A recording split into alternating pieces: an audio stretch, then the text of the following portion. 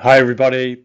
This short video is around a system solution that's designed to help people in the rural community meet outcomes. It shows what NZARM has been doing, the New Zealand Association of Resource Management, to help provide a real solution to some of our biggest challenges that I think we have. For those of you who don't know me, my name is Matt Highway.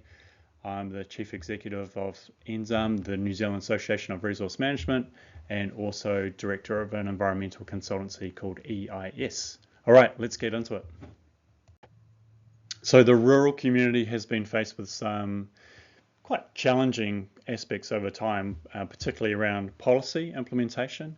And thank goodness the government, regional councils have stepped in financially and with expertise to support them. However, at the moment, we've got some significant challenges around duplication. So councils, MPI, MFE, maybe NGOs, providing a bit of duplication in this area. We have, with the people out there supporting these rural communities, we have really variable skill level. Particularly, we've got some challenging aspects around land and water, farm systems, catchment management, how to reach outcomes, and unfortunately, with this variable skill level, means variable results. So often we're seeing that outcomes aren't really being met. And sometimes these outcomes are conflicting with what regional authorities want as well. So we're getting some inefficiencies, pretty low return on investment at times as well, I believe. So the other side of it is we have a challenge. We have these new policies come in and they need skilled people. So we don't actually know how many advisors we even have in the country, let alone what their sort of skill level is to help implement these policies. So these are the things that NZARM was hoping to help with. So what is it that NZARM has? Well, let's get into that. We have centrally a database, a big database based on people. And what we get from that is we understand a number of advisors, we understand their skill level, where they operate.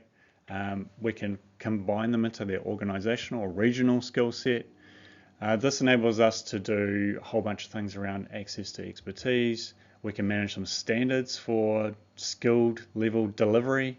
We understand what training needs there are, and we can connect with mentors to upskill people or connect people together to do projects so that we're putting the right people in the right place for the right reason.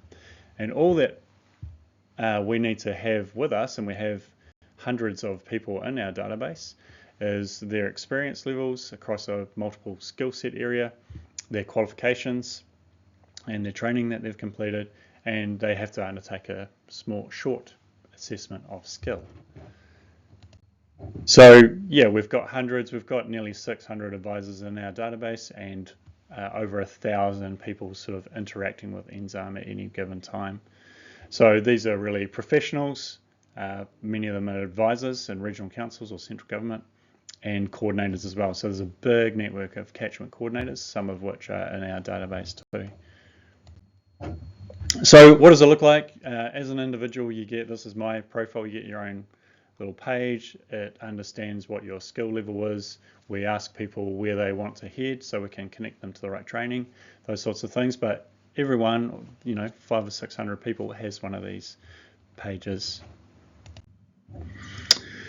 What I wanted to talk about though is what we actually get. And what's the evidence so we can make some good decisions around the system change that we're after. So the first one I wanted to go through was our regional understanding, which was absent previously. If you look at the data coming out of the database, the most fundamental thing really is we can understand now how many advisors we have in each region that are able to help us on any given problem. And previously we didn't have that. Here's a snapshot. This is a little bit older now, but of how many trained professionals there are per region. And you can see some of the regions, Waikato, Canterbury, lots of advisors right the way through to the ones, top of the south or west coast, very few, which you would expect. But fundamentally, we actually know now, which is quite a difference. So the second thing really is around, okay, we know how many people there are, but what sort of sectors can they work in? And if you look at the whole database. These are what people have said the sectors that they can work in. So you can see we've split it up into kind of a landscape, urban, freshwater, terrestrial, and then into primary sector as well around dairy, sheep, beef, forestry, etc. What's interesting about this is you can really see in our network anyway of 600 people, lots of skill in agriculture, sheep, beef, dairy, less skill in horticulture, viticulture, and then probably not quite enough skill in things like freshwater ecosystems given the policies that we have. So we can start to sort of understand the challenges that we have. Of course, we can do this regionally, we can split it up. It's just really useful information. The next thing I want to talk about is technical skills. So we break this all down into over a dozen different technical areas. So there's 600 people in the database. We understand where they're at from an experience, training, and an assessment point of view, where their skill level is at. And we can break that down into a regional component too.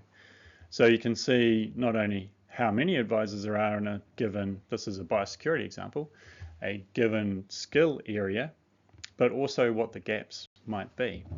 So if you look at this one, for example, we may have some gaps in these regions where we don't have many biosecurity skilled people at all, or in some cases we have a lot of people who are working in biosecurity, have an introductory knowledge, but very few with high skill or advanced skill. So we can understand some gaps. So that's really important, of course, if we've got a biosecurity incident. How do we respond, and how do we respond with skilled people? So the next one really, or the last one, I suppose, is around finding skills as well. So having this database means that we can apply the right people to the right place for the right problem to hopefully solve it. Now this is quite exciting. I've blanked out a lot of the personal details in here, of course, but we've got this thing called a skills finder, which only Enzyme can access. But if you've got a challenge, you want to work in Northland, you want people who are good with sheep and beef farms, and you want to understand that they know land and soil, they've got land use capability, they understand farm systems, we can find the people, the advanced people or intermediate people, whatever it might be, to apply the right people to the right place and the right solution. So really excited about that, and it's a great way that, as you can imagine, that you can apply expertise to the right place, access to experts essentially. So you've probably figured now, there's a lot of applications here. This is my take on what this all means. So previously we haven't known much about this stuff. We didn't know who can deliver on policy.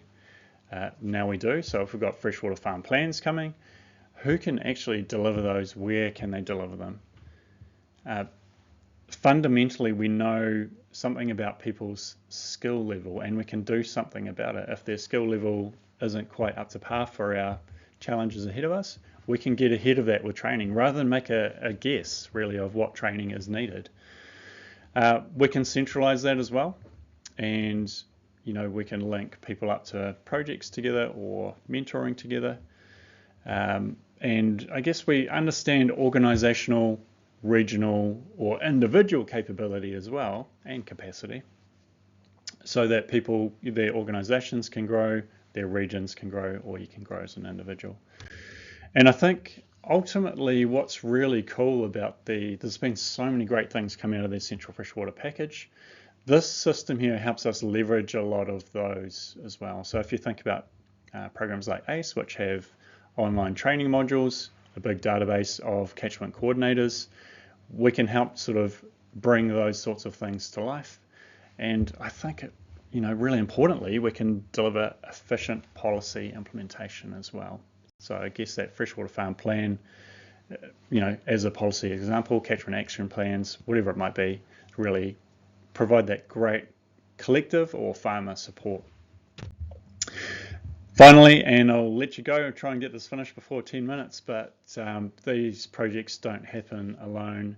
Massive thanks to regional councils who pulled this together at the start, saw the value in it, and Ministry for the Environment who've not only provided their funding, partial funding, but their expertise as well, which has really made this kind of a core project, particularly for Enzyme. Thank you. Hopefully you got something useful out of this, and really appreciate you watching it. Take care. Bye.